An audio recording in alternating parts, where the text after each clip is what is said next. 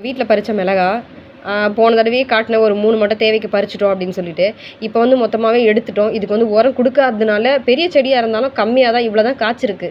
இதை கூட ஏன் பறிச்சேன்னா நம்ம இடம் வந்து வேலி இல்லாமல் இருக்கிறதுனால பசங்க வந்து பால் எடுக்கிறேன், பால் போட்டேன், அது போட்டேன், இது போட்டேன் சொல்லிட்டு ஏதாச்சும் ஒன்று வந்து பறிச்சுட்டு போயிடுவாங்க.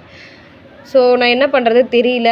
சரி இதை நான் வந்து உங்களுக்கு ஒரு வீடியோவை எடுத்து போடலான்னு நினச்சிட்டு இருந்தேன். பழுத்துச்சுன்னா அதை வச்சு காஞ்ச மிளகாய் எப்படி செய்யலாம் அப்படின்ட்டு நான் இந்த வீடியோவிலே சொல்லிடுறேன். காஞ்ச மிளகாய் எப்படி செய்கிறதுன்னா நல்லா செடியிலேயே நல்ல மிளகாவை வந்து பழுக்க விட்டுருங்க. பழுக்க விட்டுட்டு எடுத்துட்டு அதை வந்து அப்படியே காய வைக்கலாம், லேட் ஆகும். ஆனால் நீங்கள் வந்து சுடு தண்ணியில் போட்டு எடுத்து நீங்கள் கொஞ்சம் நேரம் சுடு தண்ணியில் போட்டு வச்சுட்டு அதுக்கப்புறம் எடுத்து நீங்கள் காய வச்சிங்கன்னா சட்டுன்னு வந்து நம்ம காஞ்ச மிளகாய் ரெடி ஆகிடும்.